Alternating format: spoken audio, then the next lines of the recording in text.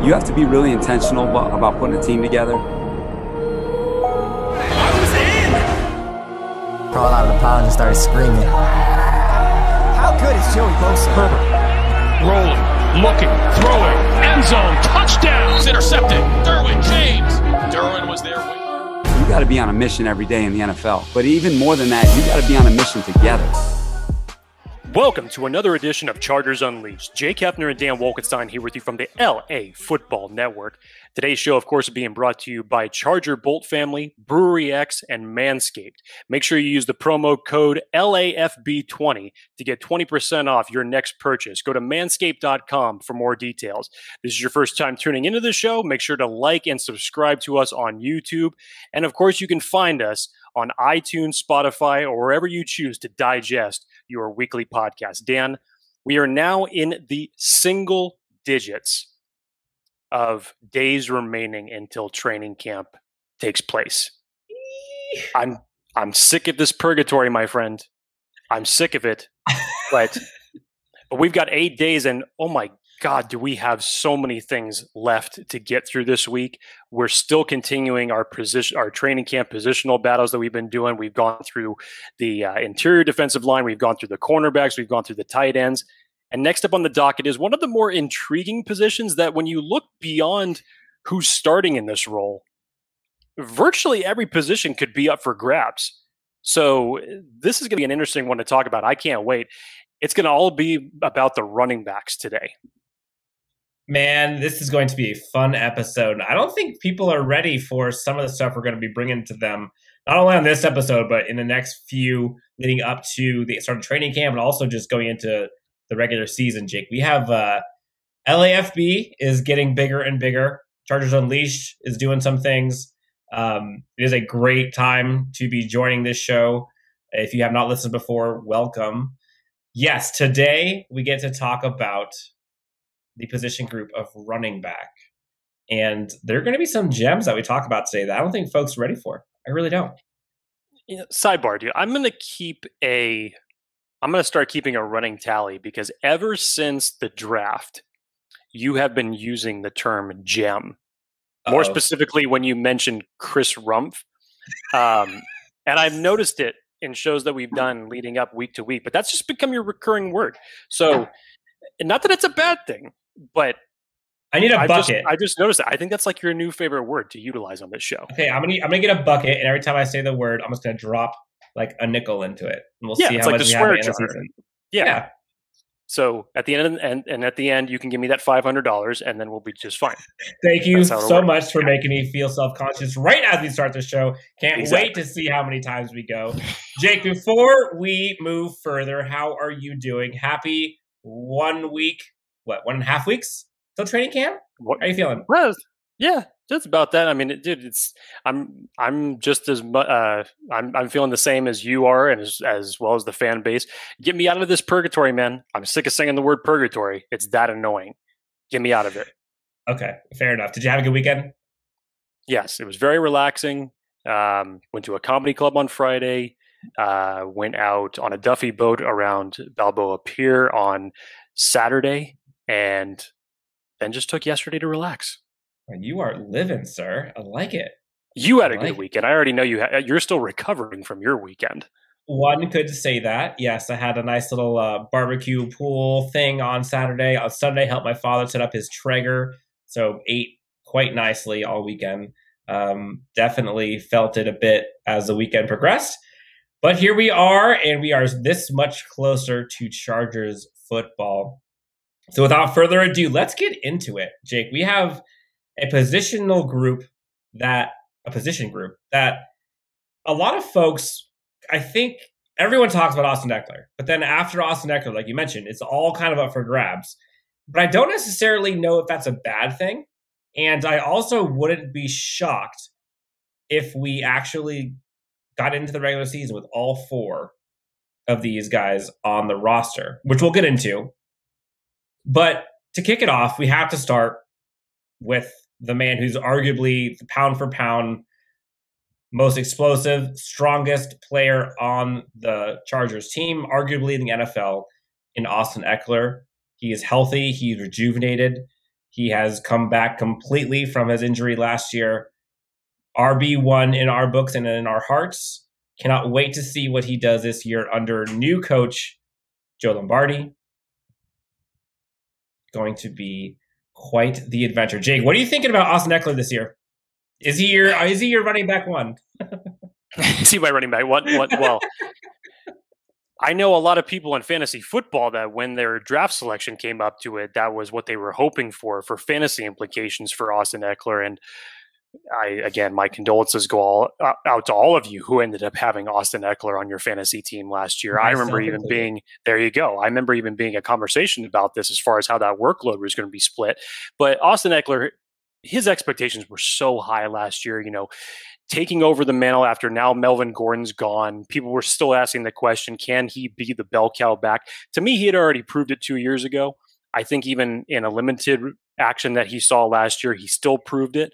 But yes, he had to go through some attrition, only ended up playing 10 games last year, 530 yards, 2 touchdowns total from both one receiving, one rushing, which is just, you're not used to seeing those type of stats from Austin Eckler. In total, just under 1,000 yards from when we're talking about rushing and receiving. He had 530 rushing and 403 through the air. But this was just for Eckler being out in the part of the season that he was, I think he was still dealing with it truthfully throughout the entirety of the year. And then by the time he came back, he still had to get into full game rhythm. So, there were a lot of variables that went into one of the lesser productive years that we've seen from Austin Eckler last year, whether you want to say it's his injury, whether you want to say the offensive line, and both questions would be right, or both answers would be right, excuse me. And so, having him back in this type of role, there's a lot to be excited about. A, not just because he's healthy, but B, especially when we've heard this coaching staff talk more about how they plan on utilizing him in 2021. Who was it? Was it Staley or was it Lombardi that said, it was probably Lombardi who said, I want to put him more in an Alvin Kamara type of role. Yep. Yeah, it's going to be fascinating because if we look at if we zoom out for a second and look at last year's kind of running back squad in totality, they actually were in the top 10 in the NFL in rushing attempts. They were 9th in attempts. But Jake, this is where it gets bad. 9th in attempts, 18th in yards, which that doesn't equate, 27th in rushing touchdowns. I think they only had 10 all season, and 30th in yards per attempt. Yeah, they were almost dead last. 3.8, if I remember correctly, for yards per attempt. It was so bad that our highest yards per carry average. Want to guess who it was? This is going to be pretty. Highest yards per carry. That I'm actually going to guess that's Kalen Ballage. Joe Reed at a hefty 5.8 yards per carry. On the one carry that he got? I think he had like 4, but still, wow. Yes. So the yards, the touchdowns, and the yards per attempt have to go up. There's no way you should be the top 10 in attempts, but 30th in yards per attempt. That is just unacceptable. So agreed. Chargers went back to the drawing board, coaching-wise specifically, got Derrick Foster from Iowa, who did fantastic, as we'll talk about in a sec, with some of their Iowa running backs, wink, wink. So Chargers have kind of a new philosophy. Joe Lombardi, Derrick Foster, both coaching staff are different. Running backs, Austin Eckler, I think we're going to see a ton more from him, obviously. Of the leading backs, best one we have, 4.6 yards per carry, 2020. He actually averaged almost 100 total yards from scrimmage for the year. Had 170, I want to say, touches total, which again, very low considering he was out. I get it. All those numbers I will put money on being higher as long as he stays healthy. I am excited to see what Eckler looks like in this offense because I think we're going to see quite the amount of attempts. That number is going to stay high. But if he's going to take that kind of the Alvin Kamara role, that it wasn't so long ago. I think it's 2019 when Austin Eckler had arguably the exact same season statistically as Christian McCaffrey. So could Eckler get back to that form? And if so, watch out. RB1, no questions asked. So what makes him special, as we all know, is how lethal he is in the passing game. And Derrick Foster talks about it. Coach Derrick Foster talked about it.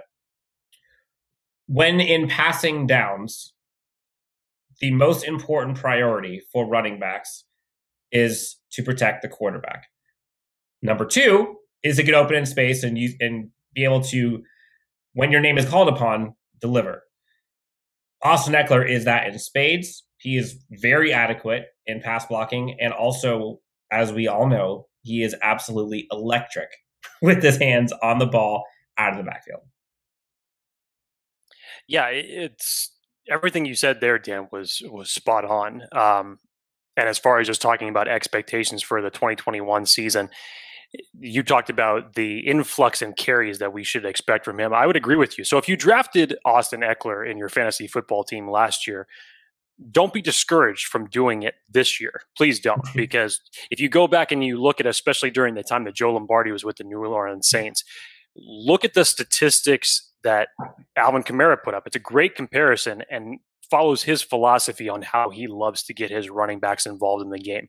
There should be a huge influx as far as carries goes, not just from the standpoint of wanting to keep the defenses guessing, but again, you're taking pressure off of your quarterback, and especially if this new offensive line that you now have in front of him can't get any worse than what it was last year. So you would expect that to improve, which should ultimately improve the entirety of the running game. So yeah, there's no second guessing here. Danny, it was unfortunate what happened to him from with his injury last year, and when he wasn't there, the running back stable definitely took a step back. It suffered.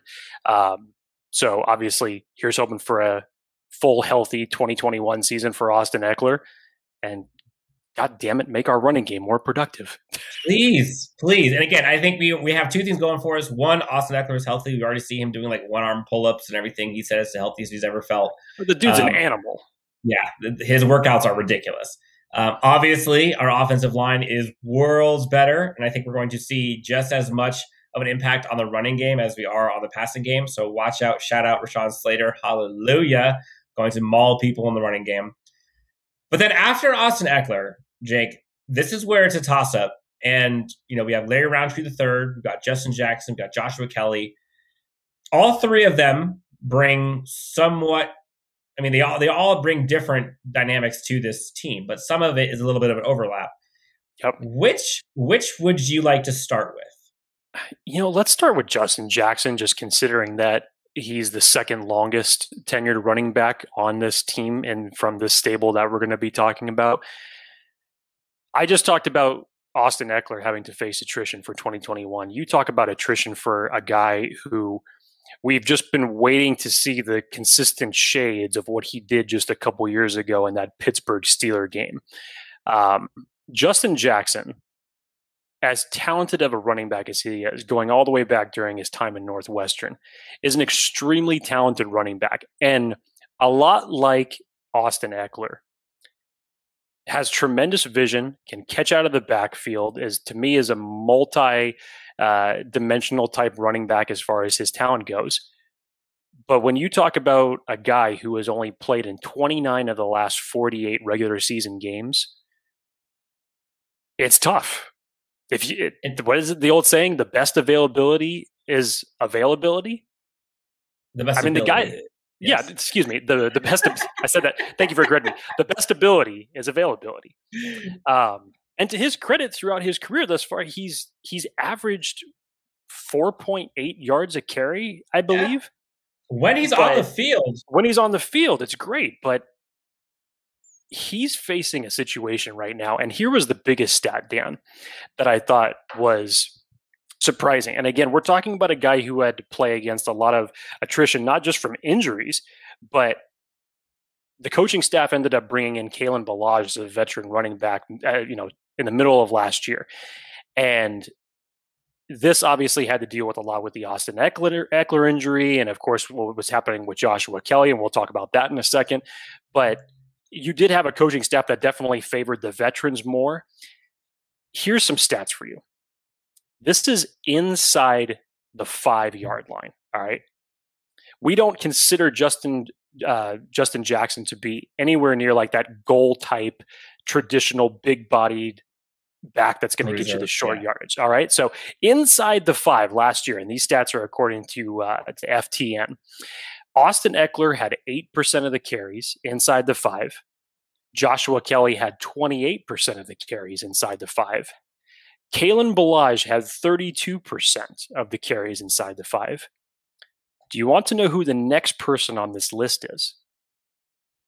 I'm assuming it's Justin Jackson. It is not Justin Jackson. Oh, Justin Jackson had 0. You want to know who's above Justin Jackson? Justin Herbert had 32% of the carry percentages inside the 5-yard line. If that's not bad enough, let's go a little bit further. Let's take it inside the 10 in same order. Austin Eckler with 20% inside the 10. Joshua Kelley with 26 inside the 10. Kalen Ballage also with 26% outside the 10. Justin Herbert had 28% inside the 10. And Justin Jackson had another goose egg. So basically what you're saying is he got 0 snaps inside of the 10-yard line all season. Yes. Yes.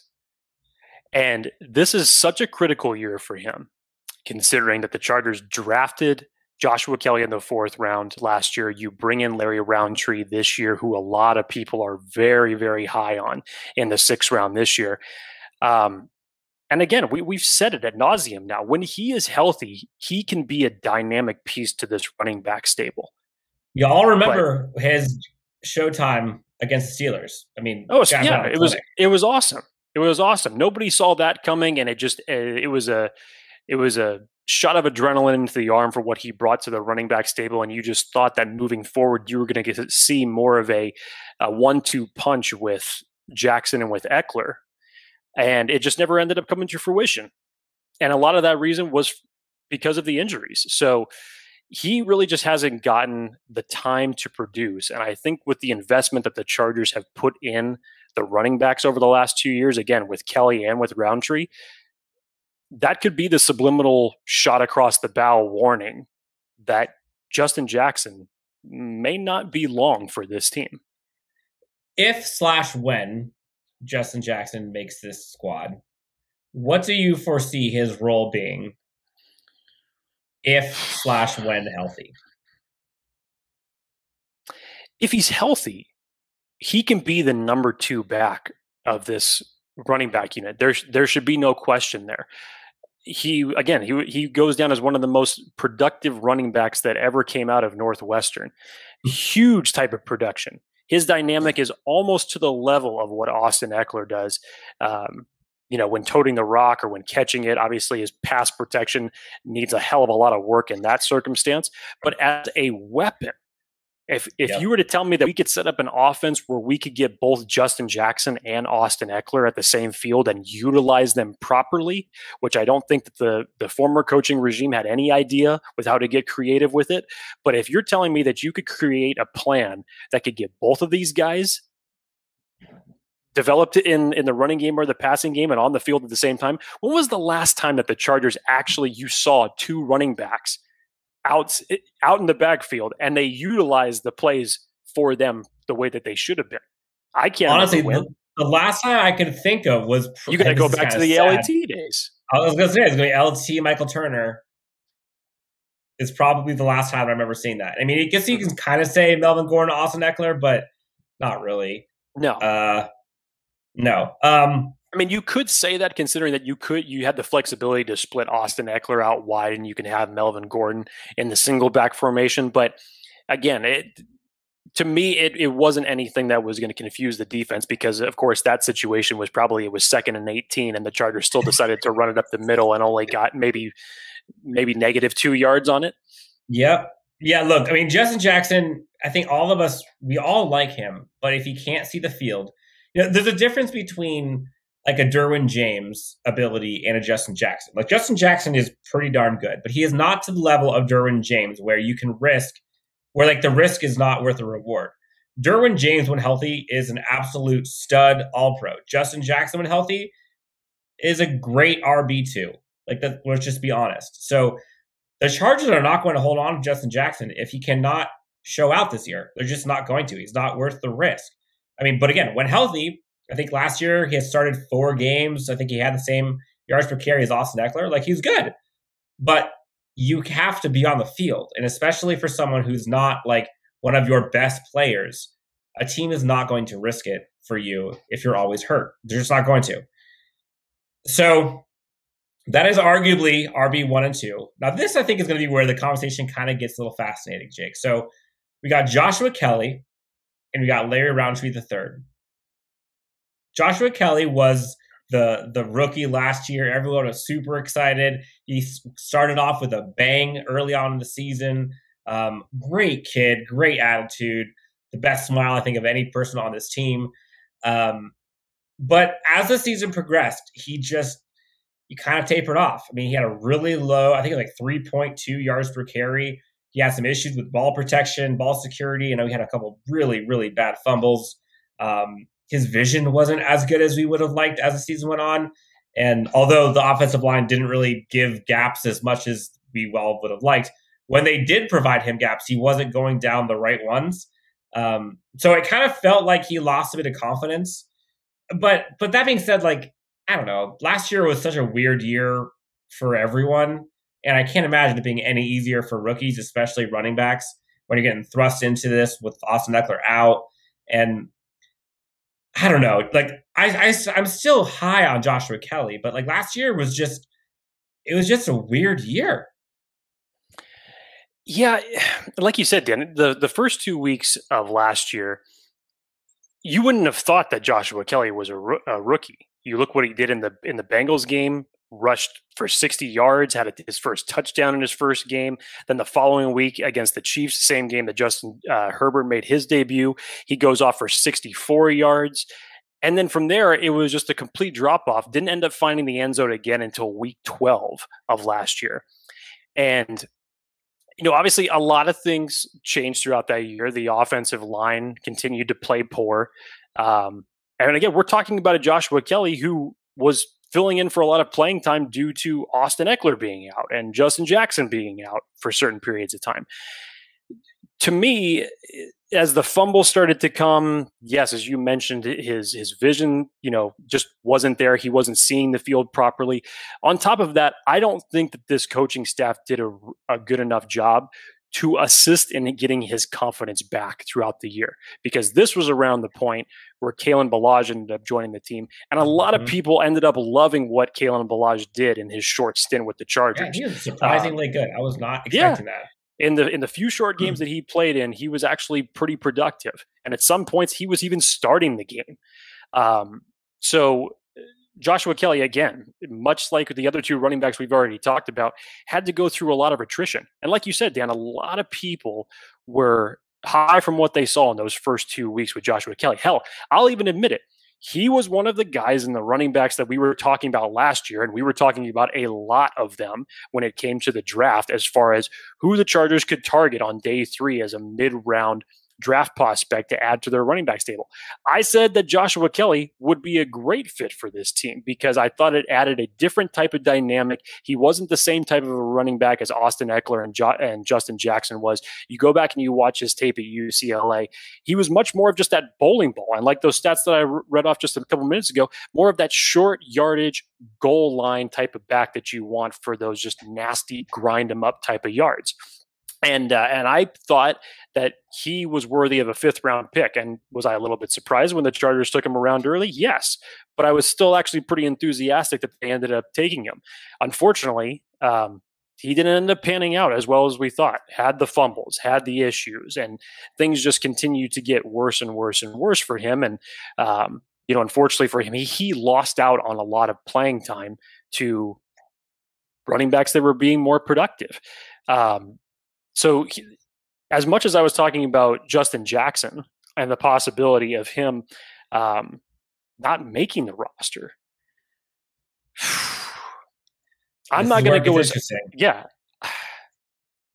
it's tough. It's uncharacteristic for the Chargers to give up on a draft pick after only 1 season, but it's not unheard of. They have done certain things like this before.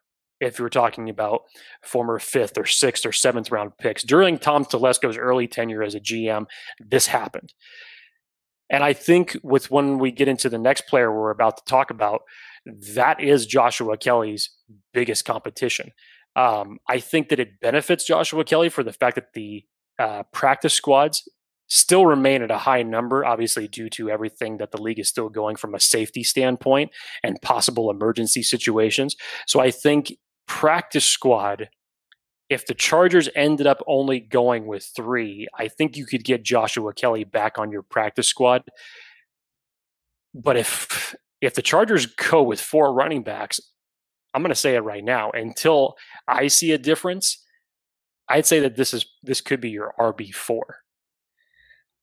I think you might be right. And there's a couple of reasons for it, but I think you're right. Now, Larry Roundtree III, for folks who have not seen him play, this is kind of where we talk about a little bit of the overlap, because there's a lot of similarities between what Roundtree and what Kelley are hopefully going to bring to this squad.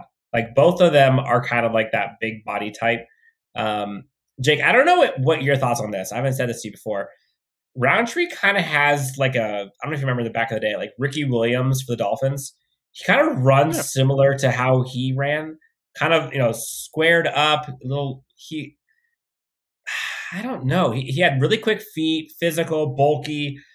Like, he wasn't going to juke people out of their shoes, but like, he just had this like high motor, really good balance, quick feet. He doesn't have the highest. He's not the fastest. I think he had I think he ran like high 4.6s, which like is not good for a running back. But again, like, that's not what we're needing him for if we're putting him in the goal line or within the 10 or the 20. Roundtree absolutely feasted in the SEC. Oh my God. While at Iowa. I mean, I think he had 40 touchdowns and 3,700 yards plus for them in 3 seasons. And it doesn't hurt that he also played for the running back coach of the Chargers now, Derrick Foster, while at Iowa. So given the fact that he has played with Derrick Foster, given the fact that he balled out in college, given the fact that he is younger, given the fact that he also, by the way, Jake, played special teams as a returner in college and also punt coverage, which ding, ding, ding. We have heard so many of this coaching staff talk about how important special teams is this year. If there is a reason why Larry Roundtree becomes RB3 and Joshua Kelley's RB4, it is because of Larry Roundtree's versatility. I'm calling it right now. Him being able to be on special teams and have experience doing so is going to pay spades for him. And I don't see that. I think you're right. I think Roundtree might be running back 3. And I like Joshua Kelley. Like, both of them have really good upside. But in terms of who I think could provide more versatility and value to this team as like a depth piece, it might be Larry Roundtree III. Check, check, check, check, check. Every one of those check marks and points you just made are the reasons why Joshua Kelley, to me, is on the bubble. Mm-hmm. It's hard to argue with any of that. One of the best ones that you brought up, Dan, was Derrick Foster. Joshua Kelley was drafted by the old coaching regime. This is specifically who the Chargers wanted to target. This is their guy, if you will. They bring him in, huge production in the SEC. When I saw what his stats were, immediately the funny thing was the first thing I thought of in terms of production was Justin Jackson, because when Justin Jackson was at Northwestern, same thing. I mean, there was a difference of about, I want to say it was maybe about 1,300 yards, because Justin Jackson had over 5,000 during his time in Northwestern and a high number of touchdowns. So I did the exact same thing here, but now we're talking about a guy who puts up these type of numbers in the SEC. And you're talking about in 3 seasons. Yes, not 4 like Justin Jackson did at Northwestern, in 3, which is just absolutely ridiculous. And like you said, Dan, for his way that he runs against bigger body, I think he's 5'10", 210, somewhere around there as far as his size goes. much more of a bulkier type of guy, runs with a lot of short area bursts. He's not the fastest guy that's out there, but runs with a lot of short area bursts, has really good vision, protects the football well. And the biggest thing that you brought up there is the special teams versatility. Dabbled a little bit in returner, has that experience on special teams, which God only knows. If you were to tell me that a guy from McDonald's at some point during his life played special teams in high school, I think based off of that experience, we should go out and hire the guy because we need all the special teams experience that we can get right now. So having that type of versatility as a running back, playing on special teams as a 6th round pick, knowing that that's where you're going to be cutting your teeth to make this roster in the first place. And again, let's not forget, for our good old buddy, Fernando Ramirez, this is one of his boys that he's watching out for, specifically for the running backs as well. So a lot of people are high on Larry Roundtree right now. And there's nothing more that you could say. I think that that's all those reasons are the nail on the head why Larry Roundtree should be considered the early favorite to get the running back 3 spot, and that possibly pushes Joshua Kelley to the practice squad. The only thing that I have seen from him that I think he's going to get coached out of is going to be, and again, this is just my personal opinion, and this could be totally off base. The coaching staff might think, Dan, you're an idiot. He does seem to run a little upright, and I think he can get away with that in college. But like, if he doesn't have that pad level in the NFL, I worry that he's going to get stacked up and pushed back. So he got away with it, and the dude's strong. I'm just saying that's one thing that I hope I can see him kind of get a little bit lower. But I really like Larry Roundtree. I think that's a really good value pick for the Chargers. And it's going to be fascinating to see how this running back position group kind of shapes out as training camp starts. So, for the record, do you think that there are going to be 4 running backs who make this team? 4 on the active roster, or 4 total split between 3 and 1 on the practice squad? Let's go with active. Active, I say that we will only have 3 on this roster. And then in that case, is Kelley the one that is odd man out, in your opinion? He is. Is there anything that Kelley can do between now and the end of training camp to show you that he is RB3 or 2? This is what the preseason games are for, my friend. I mean, for everybody that wants to downplay the preseason, did you miss it last year? Because I sure as hell did. You have no idea how jacked I am to see 3 preseason games. All right, you got your wish. 1 less game of preseason. But now all this does is truncate the timetable for guys who are trying to make this roster. It gives them more of a limited opportunity to do it.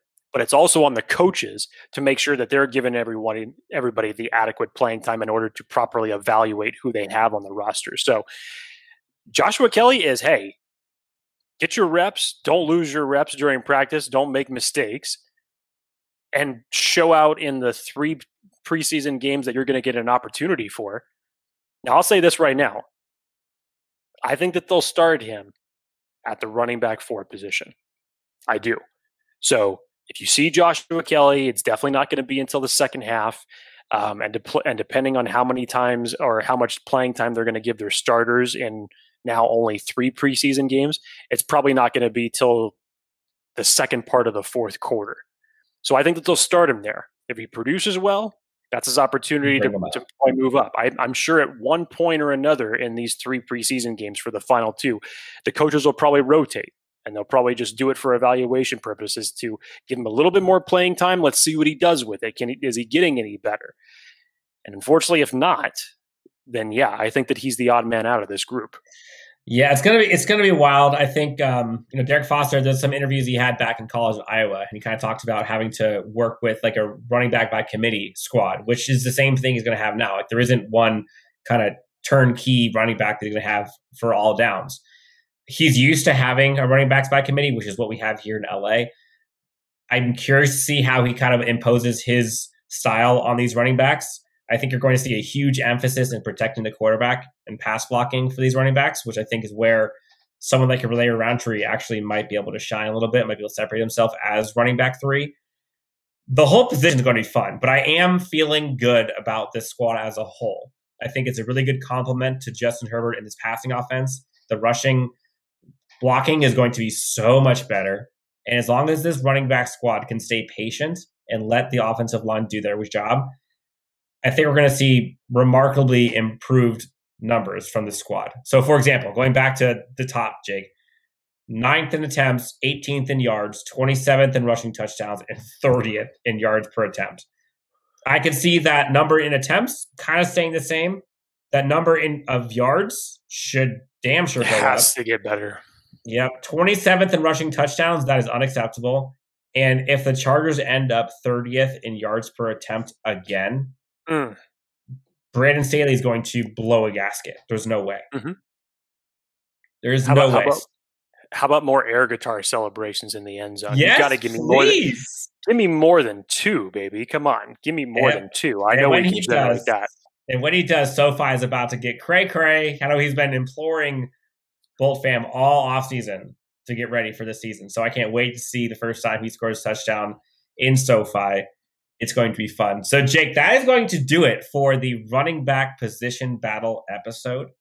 Again, thank you to our sponsors at Charger Bolt Family, at Manscaped, at Brewery X. We have a ton of crazy, exciting stuff going on. I'm not going to let the cat out of the bag yet, but Chargers Unleashed is about to level up again, and I cannot wait till we get to share it with all of you. For myself, again, yes, we're going to keep sharing again and again and again and again. For my lovely co-host, Jake Hefner, you can find him on Twitter at Jake T. Hefner.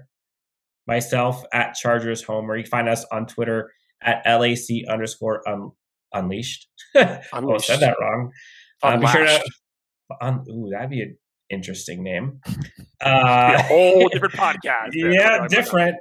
In the interim, if you like what you hear or see, probably more hear than see because our ugly mugs aren't doing it for you. Be sure to leave us a review on Apple Podcasts. Again, like Jake said, subscribe on YouTube. But until next time, this is Chargers Unleashed, and we will talk to you next on the next position battle coming up soon. The Los Angeles Chargers select Rashawn Slater, Asante Samuel Jr. Stop! Oh, I'm stopping y'all boys. That's what I'm Intercepted. Picked up by Michael Davis. Explosion. Explosiveness from Eckler. There's Murphy. Boy, he blew that up, didn't he? It is picked off. Nasir Adderley. 50-50 ball is 100%. Mike Williams. Ochena Nwosu. And that will end it. Time to bolt up.